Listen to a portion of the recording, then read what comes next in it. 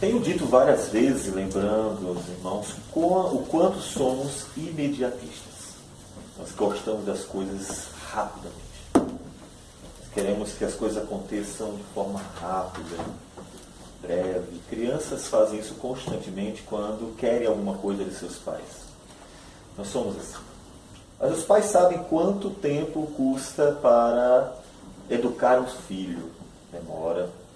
Desde o nascimento até o dia em que sai de casa para seguir, então, já a sua vida, demora bastante tempo para se educar.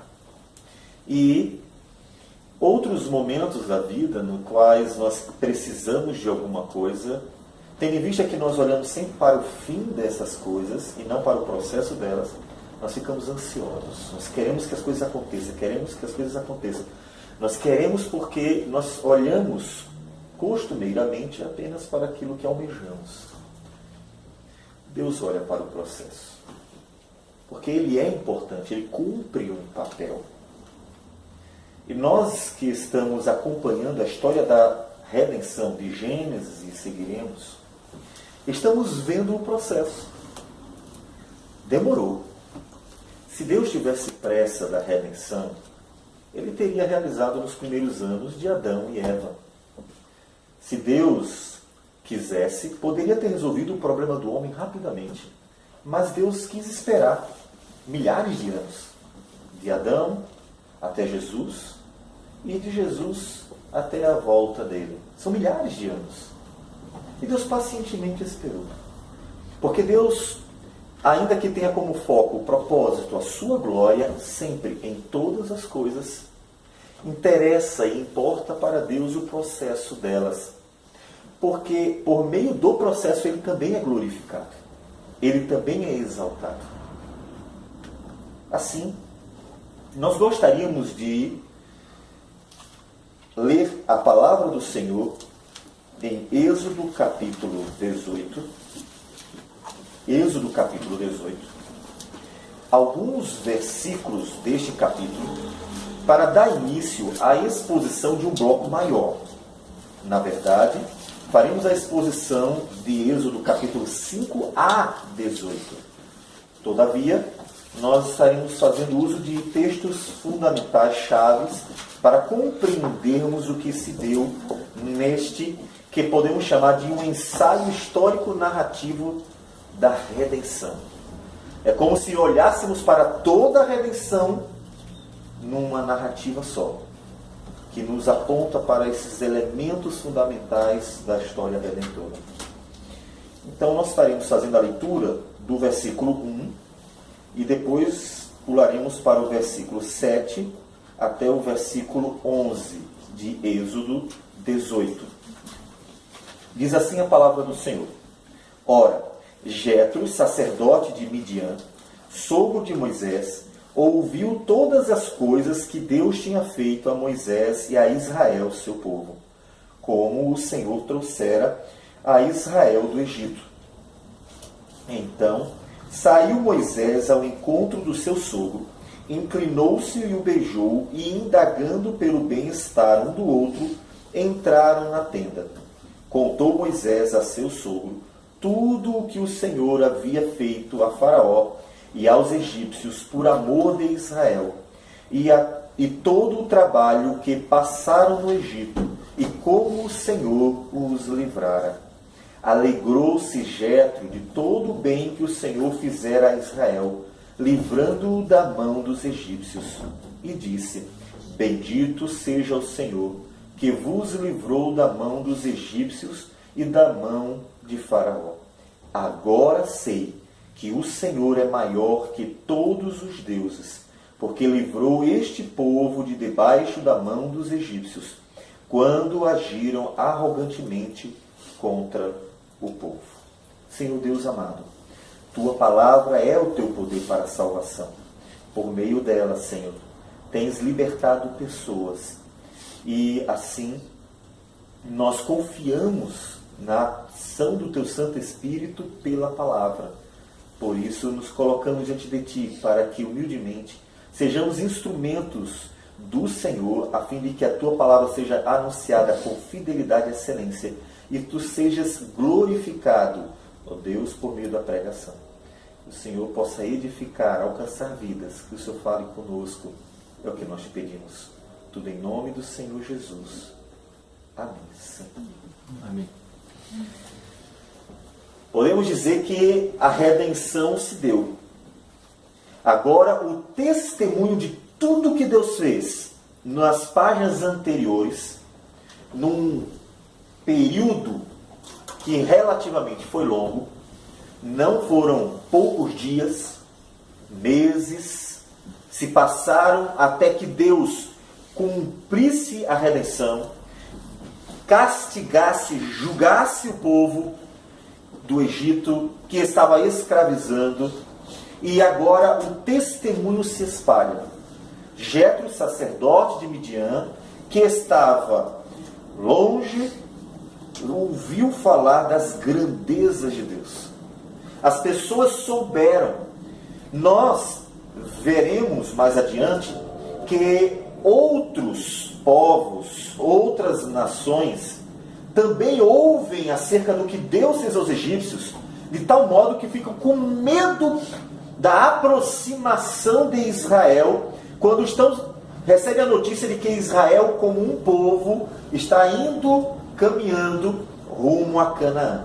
O medo toma conta dos povos do caminho, porque a notícia chegou até estes povos. Deus se tornou conhecido. Observem o propósito de glorificar o nome de Deus se cumprindo. O que nós hoje devemos ver por meio do que chamamos de missões. Pessoas ouvem falar da glória de Deus quando nós pregamos, nós fazemos missões. Deus, por meio da manifestação da sua glória, ficou conhecido. A ponto de Jetro, então, ir até Moisés, levar ali a sua família e também glorificar a Deus. Podemos dizer, se converter a Deus. No versículo 8, Moisés conta ao sogro o que Deus havia feito. E ele cita alguns elementos daquilo que Deus fez e nós veremos. Ele diz que Faraó e os egípcios foram alvo da ação de Deus. Veja o poder do Senhor que agiu ali naquela nação. Ele diz que foi por amor de Israel. Veja a revelação do amor de Deus para com o seu povo.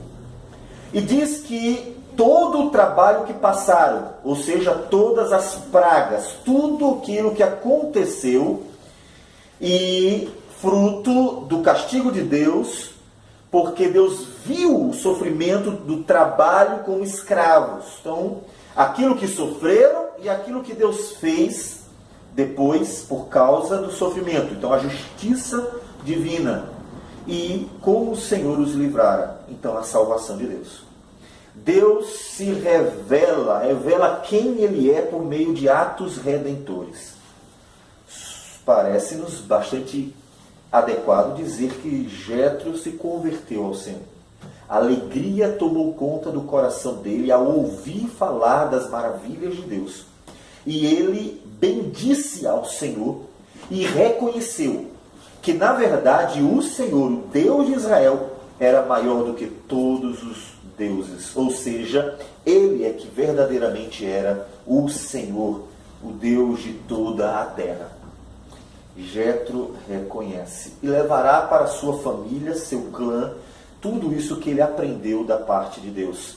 A Escritura não nos conta como outros povos receberam informações sobre Deus, como eles chegaram a ter algum conhecimento e que gerações se converteram, porque o foco é Israel, por meio de quem o Messias viria. Mas com certeza, muitos povos ouviram falar do Senhor e famílias podem ter se convertido ao Deus de Israel, como é o caso do Jetro, ao ouvir as maravilhas. Mas o Deus que glorifica seu nome, glorificou seu nome por um processo. Aconteceu um processo. É bom ter a notícia de que tudo deu certo. Chega alguém para vocês assim: irmão, irmã, graças a Deus aconteceu isso, resolvido o problema, agora está uma bênção, e conta tudo que está vivenciando de maravilhoso no momento. No entanto, para chegar àquele momento maravilhoso, aconteceram muitas coisas. Sempre acontece. Há um processo. E nós queremos ir para ele. Para nós vermos como Deus se revela a sua redenção e glorifica seu nome no processo redentor. Observe que, como nós já mencionamos, Deus manifesta neste grande evento, que é o evento do Êxodo, ele manifesta seu poder sobre todos os deuses, sobre todos os homens, seu amor ao seu povo, sua justiça e juízo condenando os culpados, no caso, os egípcios, Faraó, e mostra sua poderosa e graciosa salvação, porque ele liberta o povo do meio da escravidão. Mas como tudo isso aconteceu? Isso aconteceu lá atrás. Nós já vimos em Êxodo capítulo 1, 2, 3 e 4, como Deus tanto ouviu o povo quanto começou a agir, escolhendo um mediador que é Moisés. Mas antes de isso tudo começar a acontecer, de Deus intervir, havia uma causa. E é importante nós apontarmos para essa causa, que é a escravidão do Egito, uma consequência do pecado. Porque ali no Egito nós encontramos um antirreino, um reino contrário a Deus, que tenta se apropriar do povo de Deus, que deveria servir a Deus, mas quer ser servido pelo povo de Deus. E este antirreino escraviza o povo do Senhor. E Deus, então, quer libertar este povo. As pessoas que estão no mundo, elas estão escravas de um antirreino. Por que um antirreino? Porque o único e verdadeiro reino é o reino de Deus. Só existe um reino. O reino de toda a terra é o reino do Senhor, o único legítimo, porque ele não só é o Criador de todos, mas todos pertencem a ele. Então ele é o único soberano de toda a terra. Ele é o Senhor da glória. Ele tem um reino cósmico. Tudo pertence a este reino.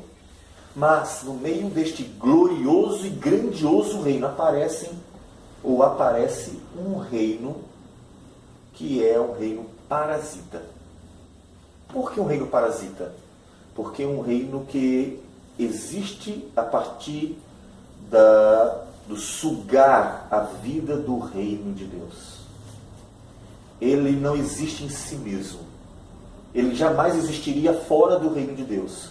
Ele é um reino que está dentro do reino de Deus, sugando o reino de Deus, usando o reino de Deus, escravizando os homens que pertencem ao reino de Deus. E essas pessoas estão escravas. É isso que acontece com elas. Todos pertencem ao grande reino de Deus, porque todos são criaturas do próprio Deus e Senhor de tudo. Mas o reino inimigo do Senhor, o antirreino, o reino parasita, cativou as pessoas para si, as escravizou, como o Egito, que se apropriou do povo de Deus, escravizou o povo de Deus. Mas Deus não se dá por satisfeito com isso. Deus não deixa. Daí vemos já o amor de Deus, que poderia ter deixado. Afinal das contas, o homem se mostrou rebelde desde o início, lá atrás. Mas Deus quer glorificar o seu nome, tomar o que é dele. E ele quer libertar então o seu povo, pertence a ele. E aí no capítulo de número 5, Deus vai mostrar sua graça, sua misericórdia, a partir do mediador, que é Moisés. Ele vai ordenar que o rei ali, daquela nação que se mostra como um antirreino do reino de Deus, liberte o povo. Nós vamos ler alguns versículos, capítulo 5, de 1 a 5. Depois foram Moisés e Arão e disseram a Faraó: assim diz o Senhor Deus de Israel: deixa ir o meu povo para que me celebre uma festa no deserto. Respondeu o Faraó: quem é o Senhor para que ele ouça eu a voz e deixe ir a Israel? Não conheço o Senhor, nem tampouco deixarei ir a Israel.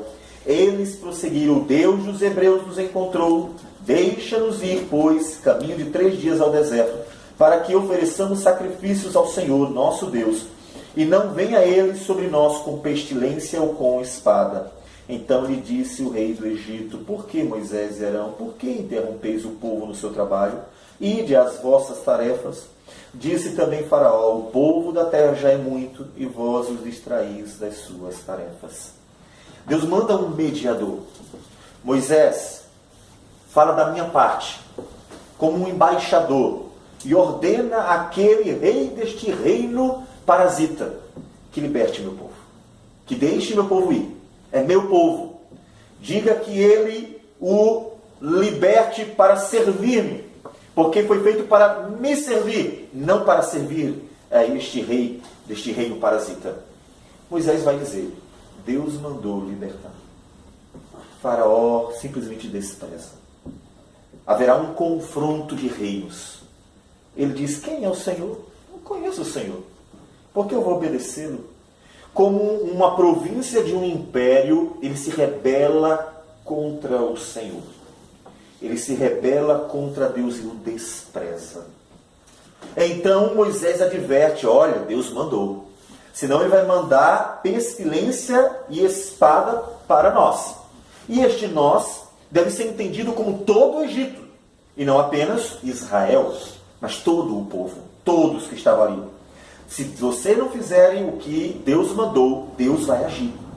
Observem um confronto entre reinos. Deus está, de forma pacata, poderíamos dizer, ordenando que ele obedeça.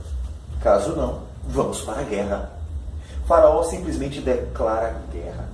Ele vai contra o Senhor e o despreza. E o seu confronto contra Deus se mostra, não leremos, mas nos versículos seguintes, de 6 a 14. Porque ele, em vez de libertar, ele oprime mais ainda. Ele coloca mais jugo sobre o povo de Deus, mostrando sua rebeldia e confronto contra o Senhor. Ele queria guerra. O mundo quer guerra contra Deus. O mundo odeia Deus. O mundo odeia o império das trevas, o antirreino odeia a redenção. Ele se aborrece quando ouve falar de salvação. É um reino rebelde. Não há negociação. Não tem como você negociar com o império das trevas. Vamos dar um jeitinho. Bom para mim, bom para você. Não tem. É um império maligno, escravizador, que se rebelou contra o Senhor, que confronta o Senhor. Não há diálogo. Então Deus vai mostrar que a redenção, ela não seria pacata. Vamos conversar com os inimigos, vamos resolver de forma pacata tudo. Não é necessário ter guerra. É impossível não ter guerra. A redenção aconteceria dentro de uma guerra. Um confronto entre reinos. Não há outro jeito. Israel veria que a redenção custaria um grande trabalho, uma grande luta, longa, árdua, difícil. A redenção não foi simplesmente aparecer algo que resolvesse o problema ou desaparecer os inimigos de nossas vidas. A redenção foi conquistada como numa guerra travada com valentes bravos. A redenção foi dura. E é o que aconteceria. E a partir então, capítulo 5 agora, versículo 20 a capítulo 6, versículo 1, diz assim a palavra do Senhor. Quando saíram da presença de Faraó, encontraram Moisés e Arão, que estavam à espera deles. E lhes disseram: olhe o Senhor para vós outros e vos julgue, porquanto nos fizeste odiosos aos olhos de Faraó, e diante dos seus servos, dando-lhes a espada na mão para nos matar. Então Moisés, tornando-se ao Senhor, disse: Ó Senhor, por que afligiste este povo? Por que me enviaste?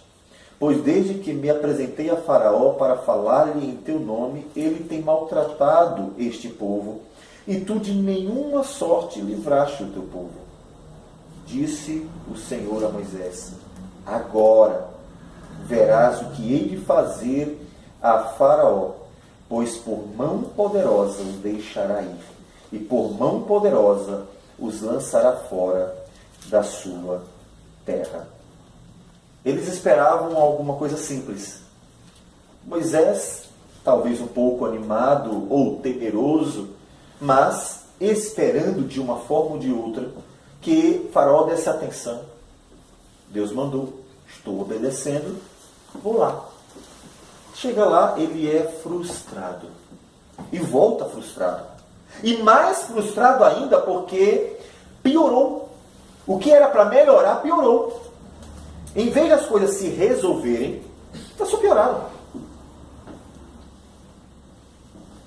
E Moisés, triste, diante de Deus: Senhor, pensando provavelmente no que ele havia dito antes: olha, eu não sei não, Senhor, eu não sei resolver não, chama outro. Deve ter sentido: Senhor, eu avisei, eu disse que não ia dar certo, escolha outro. E Deus responde: mas é agora que você vai ver a salvação, operada com poder. Pense na dimensão do que Deus fez para nos salvar. Não foi simples. Mesmo sendo Deus de todo o poder, de toda a honra, de toda a glória, Deus não simplesmente fez com que as coisas aparecessem. A redenção custou caro.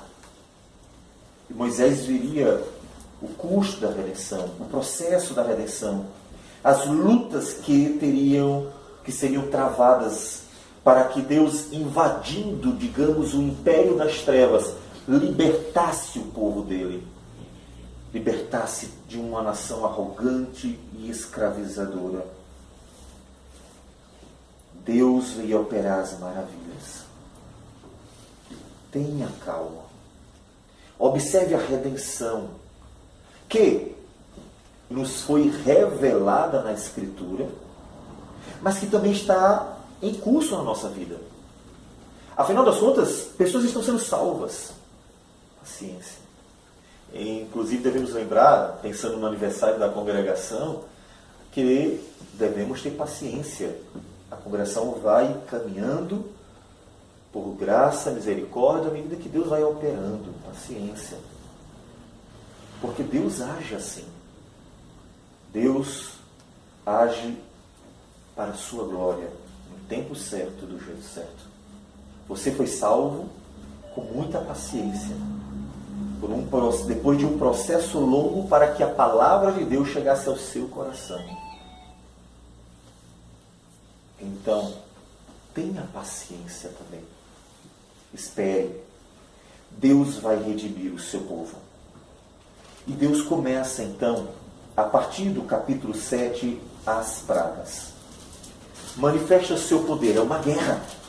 As pragas são o ataque de Deus contra um reino inimigo, contra um império das trevas, contra um império parasita. E Deus está atacando de novo. E o império das trevas está recuando. Lembra a ideia, aquilo que Jesus disse, que as portas do inferno não prevaleceriam. O Egito não conseguiu resistir aos ataques de Deus contra este império, este anti-reino. Não conseguiu. Deus vai atacando. Só que no capítulo 9, Deus explica por que isso tudo. E nós vamos fazer a leitura no capítulo 9, versículo de número 13 a 17, depois pularemos 25 a 29. Disse o Senhor a Moisés: levanta-te pela manhã cedo, apresenta-te a Faraó e dize-lhe: Assim diz o Senhor, o Deus dos Hebreus: deixa ir o meu povo para que me sirva. Esta é sempre a palavra. Obedeça. Eu estou mandando. Se não obedecer, eu vou continuar atacando. A guerra continuará. E a desvantagem era grande, porque Deus estava acima de todo o antirreino. Pois esta vez enviarei todas as minhas pragas sobre o teu coração, e sobre os teus oficiais, e sobre o teu povo, para que saibais que não há quem seja semelhante em toda a terra.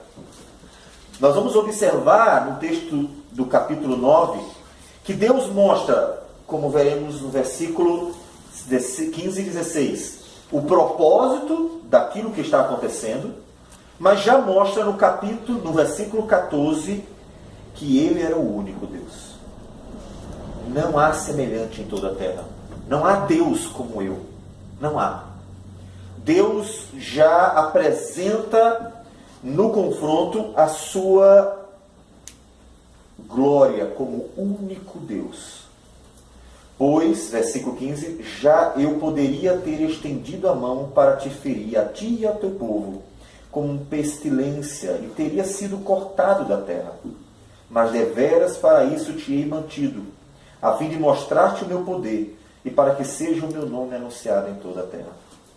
Quantas vezes você, como eu mesmo, desejamos que Jesus voltasse logo, que as coisas se resolvessem logo? Está aí a resposta. Com certeza Moisés e o resto de Israel gostariam que, naquela primeira conversa do capítulo 5, quando Moisés foi diante de Faraó e disse que Deus exigiu que ele libertasse o povo dele, que simplesmente tivesse resolvido. Alguns até diriam que seria bonito: olha, Faraó obedeceu, tudo resolvido, cada um foi viver a sua vida, que coisa bonita, deveria ser desse jeito. Mas o antirreino não obedece a Deus, porque é inimigo de Deus, e sempre será. E Deus, que poderia ter resolvido também num único ataque, num único momento, como ele disse, já poderia ter estendido a mão para te ferir a ti e ao teu povo. Eu já poderia ter resolvido. Eu já poderia ter acabado com a nação. Eu poderia ter matado todos vocês. Eu poderia ter liberto o meu povo de uma só vez. Às vezes nós queremos que seja assim. Queria tanto que Deus resolvesse tudo de uma vez só. Creio que todos nós gostaríamos que todos os problemas fossem resolvidos de uma só vez. Por que Deus não faz? Porque não pode? Não é por isso. Porque Ele pode. Deus diz: eu poderia ter feito isso. No entanto, diferente de você que deseja apenas o fim, ou seja, desfrutar das alegrias que tanto almeja, Deus tem um propósito maior que contempla o processo da redenção. Deus diz: a fim de mostrar-te o meu poder. Deus quer glorificar o nome dEle, mostrar o poder dEle, para que todos conheçam. Isso nos lembra o que Paulo disse lá em Romanos, capítulo 11, versículo 36, após contar a história redentora. E ele termina dizendo: porque dele, por meio dele, para ele são todas as coisas. A ele, pois, a glória eternamente. Por que desse jeito? Porque dele, por meio dele, para ele são todas as coisas. A glória, pois, a ele eternamente. Deus quis fazer assim para glorificar o nome dele. O Senhor tinha um propósito. É importante você entender isso aqui.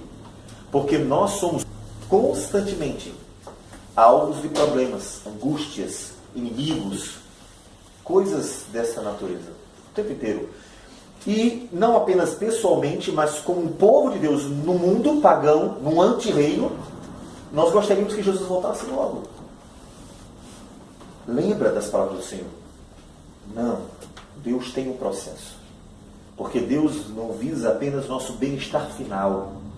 Deus visa a glória dele no processo de redenção.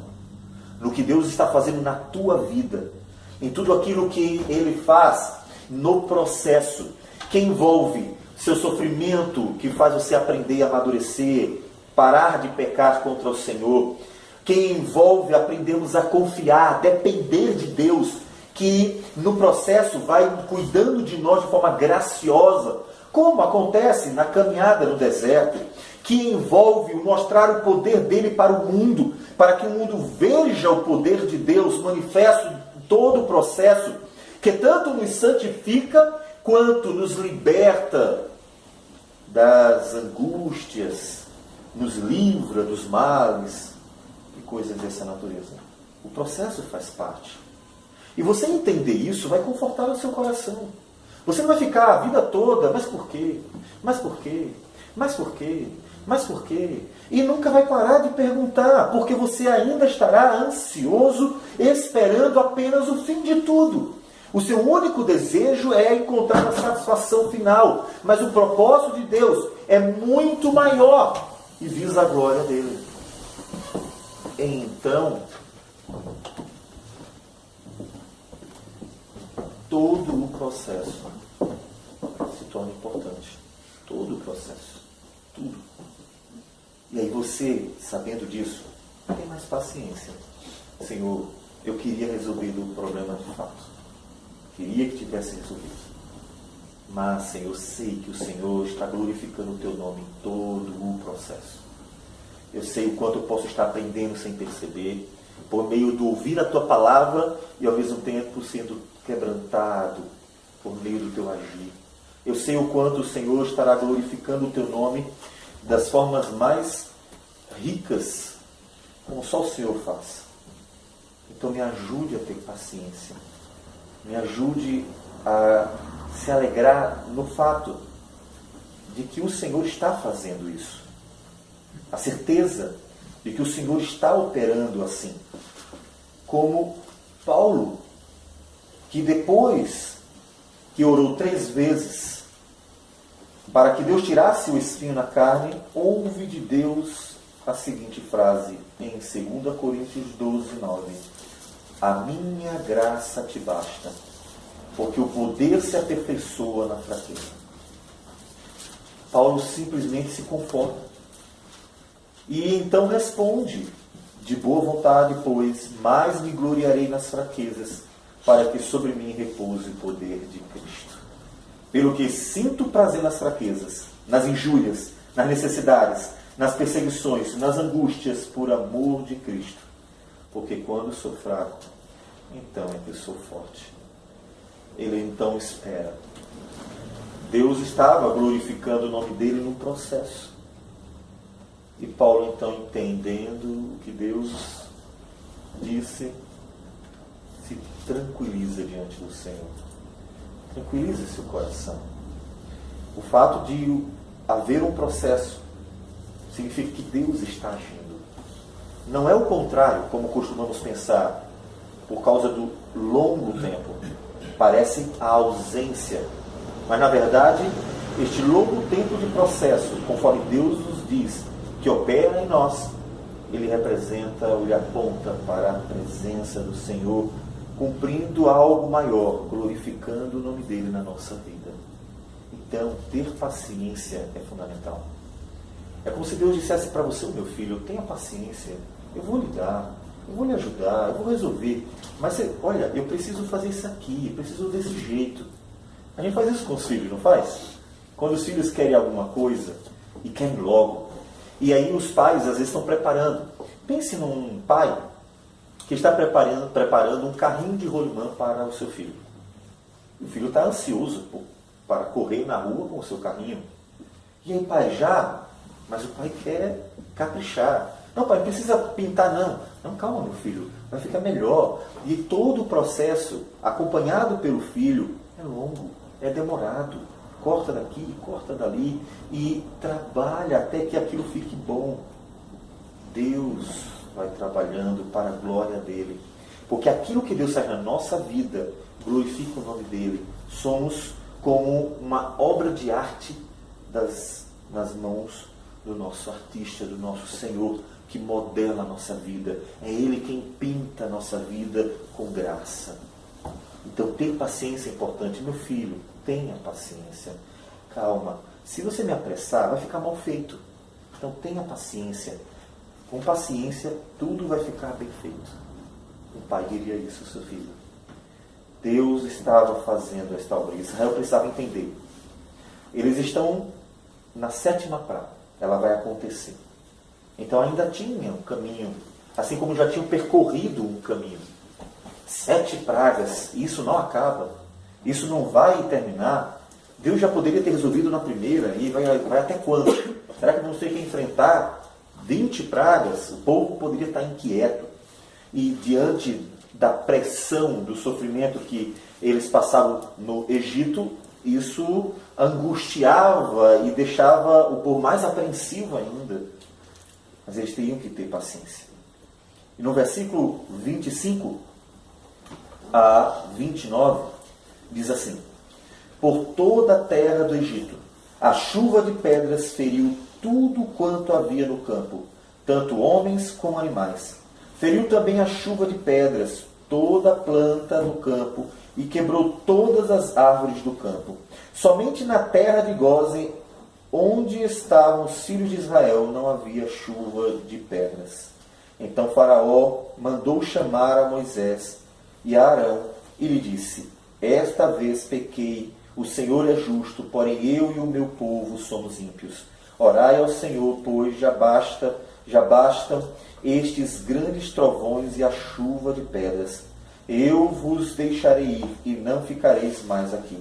Respondeu-lhe Moisés: em saindo eu da cidade, estenderei as mãos ao Senhor, os trovões cessarão e já não haverá chuva de pedras, para que saibais que a terra é do Senhor. Acontece a 7ª praga. E Deus destrói muito da terra. E mostra ali, tanto que era Ele mesmo, quanto que Ele amava seu povo na distinção. Os filhos de Israel, onde estavam, não sofreram nada. A chuva de pedras caiu na terra do Egito, mas na terra de Gósen, onde estavam os filhos de Israel, nada. Deus mostrou que Ele estava defendendo o seu povo, lutando pelo seu povo. Afinal, Ele é aquele que trabalha para aqueles que nele esperam. Deus faz distinção. Os Salmos, a palavra do Senhor diz que Deus distingue para si os piedosos. Deus distingue para si os piedosos. Ele faz distinção. E no Novo Testamento, Deus separa o seu povo do que não é seu povo. Deus distingue. Jesus fala de joio no meio do trigo. E mesmo que esteja no mesmo ambiente, Deus distingue. Deus sabe quem é que pertence a Ele. Pode parecer, mas Ele sabe quem verdadeiramente é. Então Deus não se confunde. O que deve nos levar outra vez à tranquilidade. Saber que Deus não nos trata igual ao mundo. Deus não nos mistura. Não é porque estamos ainda neste mundo mal, num país corrupto, que Deus nos tratará como tais. Ele nos tratará como filhos amados em Cristo Jesus, justificados por meio do sangue do Cordeiro. Deus faz distinção. Então devemos continuar lutando, perseverando e esperando, aguardando no Senhor, porque Ele sabe quem são os seus. Ele sabe quem é o seu povo. Uma das razões pelas quais nós devemos também estar o tempo inteiro cuidando de nós mesmos como indivíduo, como cristão, como igreja. Porque Deus sabe quem é o seu. Não adianta estar só aqui dentro. Não adiantará estar dentro de uma igreja. É preciso andar com Deus. Deus sabe quem é cada um. Deus conhece o coração de cada um. Deus sabe. Portanto, nós devemos tanto nos confortar, quanto sempre analisar a própria vida de fato, para que jamais sejamos tidos como acomodados, que se acomodaram então, como pessoas acomodadas, que se acomodaram ao fato de estar dentro de uma igreja, e esquecendo que devem viver no Senhor, com o Senhor, andar com Ele, ter prazer em Deus. Deus humilha o Egito. Veja que Faraó chega para Moisés e Arão e se humilha. Esta vez pequei, o Senhor é justo, porém eu e meu povo somos ímpios. Ele humilha. Deus mostra a sua grandeza, sua soberania.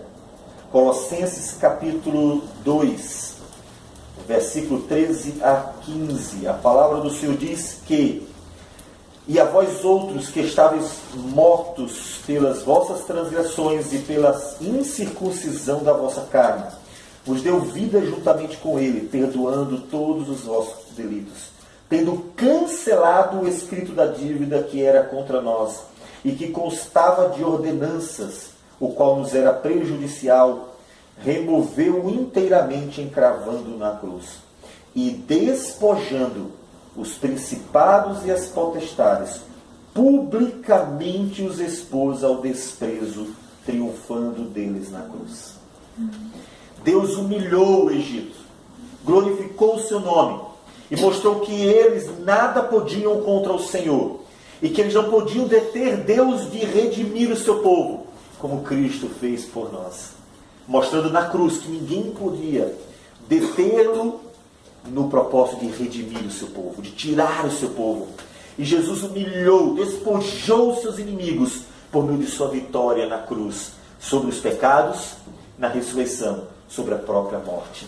Jesus Cristo humilhou os seus adversários. Jesus lutou por nós, como Deus lutou pelo seu povo. E nós que somos tão pequenos diante de um mundo que vive ameaçando, somos protegidos e guardados por um Deus que, lutando por nós, derrota, destrói, humilha os inimigos do seu povo. Deus opera isso. E no final, no versículo 29, Moisés diz que tudo aquilo era para que saibais que a terra é do Senhor. Acredito eu que este versículo seja uma referência ao fato de que Faraó era o dono da terra. Lá em Gênesis 47, versículo 20, diz: assim comprou José toda a terra do Egito para Faraó, porque os egípcios venderam cada um o seu canto, porquanto a fome era extrema sobre eles, e a terra passou a ser de Faraó. A terra era de Faraó. Ele era o dono, era o senhor de toda aquela terra. Então ele se sentia como o poderoso, o todo-poderoso daquela região, daquela terra. E Moisés diz: olha, é para que vocês saibam que na verdade a terra é do Senhor. Ninguém é dono da terra. O fato de José administrar sabiamente, inclusive salvando a vida de povos, e ter comprado para Faraó a terra, não o faz senhor da terra, porque Deus é o senhor dela. Faraó deveria saber o seu lugar, o seu devido lugar. Na verdade, Deus é que é o senhor de toda a terra, acima de Faraó, acima de todos, acima de tudo. Deus humilha Faraó e glorifica seu senhorio. Mostra que ninguém pode com ele. E então adverte quanto às consequências de quem confronta o Senhor. Há consequência. As pessoas estão afrontando Deus. As pessoas estão blasfemando de Deus. As pessoas estão se voltando contra Deus. Políticos, partidos, pessoas dentro do mundo artístico, as pessoas estão se voltando contra Deus em muitas formas, todos os dias. E aí a gente fica esperando o que vai acontecer com elas. No devido tempo, Deus mostrará quem é o Senhor de tudo. Quem é o Deus dono do corpo. Quando as mulheres dizem meu corpo, minhas regras, Deus mostrará quem é o Deus, o dono do corpo humano, porque Ele fez. Deus mostrará quem é o Senhor das nações para aqueles que acham que podem ser donos delas. Deus mostrará quem é Senhor da vida e quem é que pode ditar as regras. Deus glorificará o seu nome humilhando as nações. É triste ver pessoas ignorantes, cegas e perdidas. Mas também devemos lembrar que Deus glorifica seu nome naqueles que se rebelam contra ele. Deus glorifica seu nome. E Deus estava fazendo isso em Faraó.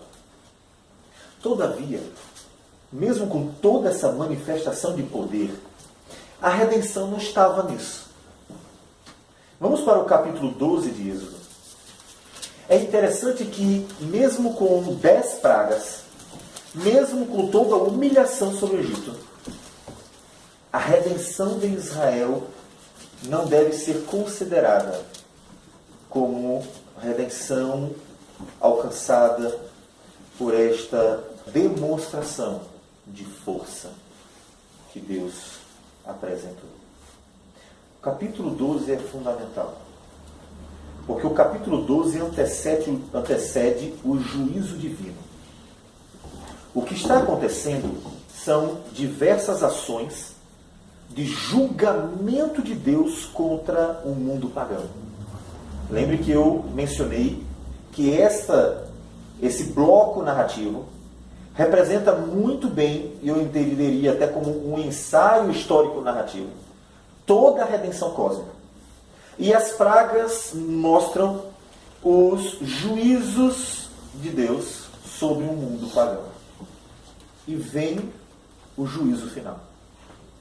A morte de todos os primogênitos, seguida da destruição de toda a nação.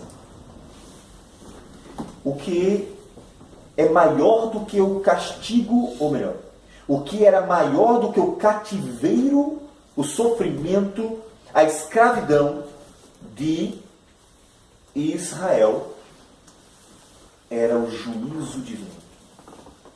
E no capítulo 12, Deus vai mostrar a redenção, livrando o seu povo do dia do juízo de Deus. Nós vamos ler apenas alguns versículos também. 1-3, 5, 7 e o 12, 13. Disse o Senhor a Moisés e a Arão na terra do Egito: Este mês lhe será o principal dos meses, será o primeiro mês do ano.